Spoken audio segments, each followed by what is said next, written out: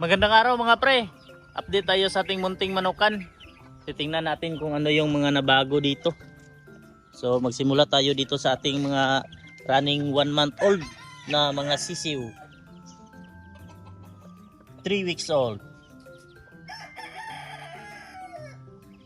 Ito yung kapatid nila. Running 2 months. Mga black.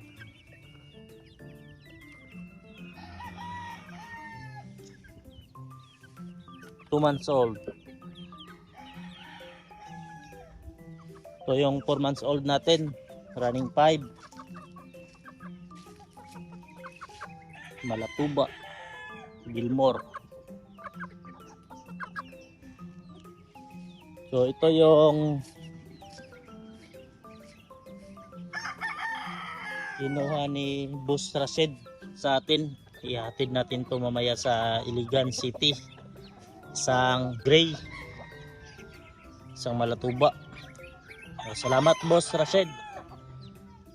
Kung napapansin nyo dito mga pre, wala na yung mga kulungan ng ating mga inahin. At nilagyan natin to dito ng yero.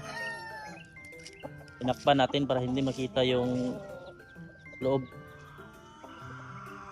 At dito natin nilagay yung mga kulungan ng ating mga inahin mga pre, sa dating pabahayan ng kambing.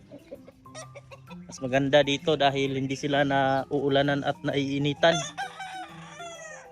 Ito yung mga ginagamit natin ng mga inahin ngayon mga pre.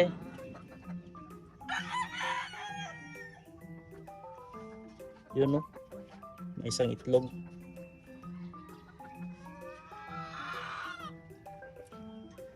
Ito naman yung broodcock na ginagamit natin ngayon. Pang late born. So ito lang yung nabago dito mga pre. Wala na yung kulungan dito. Yung mga sisiw natin, nilalapag na namin sa lupa para madali lang silang masanay.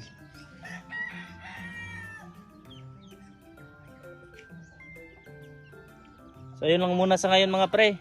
Maraming salamat po.